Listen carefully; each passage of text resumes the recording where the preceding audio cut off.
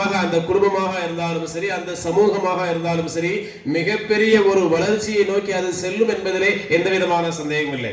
இது ஏதோ ஒரு பெண்கள் மதரசாவுடைய பட்டமளிப்பு விழா அப்படின்றதுக்காக இந்த செய்தி இந்த இடத்துல நாம இப்படி சொல்றோம் அப்படின்றதுக்காக இல்ல. இது குர்ஆன் ஷரீஃபில் அல்லாஹ் சொல்லி காட்டுறான். குர்ஆன் ஷரீஃப் முழுவதும் நம்ம ஆய்வு செய்து பார்த்தோமே என்று சொன்னால், எந்த சமூகத்தை சார்ந்த பெண்களிடத்திலே மார்க்கம் சார்ந்த அறிவு இருக்குகிறதோ அந்த சமூகத்தை அல்லாஹ் சிறப்பித்து கூறியிருப்பதோடு மட்டுமல்லாமல் அந்த சமூகம் இந்த உலகத்திலே சிறப்பாக வாழ்ந்திருக்கிறது.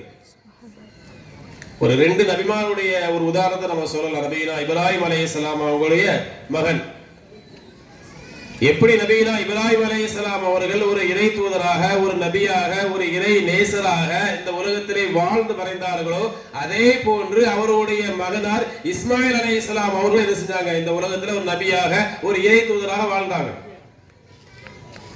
மற்றொரு நபியை பற்றி வரலாறு அல்லாஹ் குர்ஆன்ல சொல்லி காட்டுறான். நபீனா நூஹ் அலைஹிஸ்ஸலாம் அவங்களுடைய வரலாறு சொல்லி காட்டுறான். நபீனா நூஹ் அலைஹிஸ்ஸலாம் அவர்கள் இந்த உலகத்தில் இறை தூதராக, ஒரு நபியாக, ஒரு இறை நேசராக வாழ்ந்தார்கள். ஆனால் அவர்களுடைய மகனார் என்ன செய்யல, இஸ்லாத்தை கூட ஏற்றுக்கல.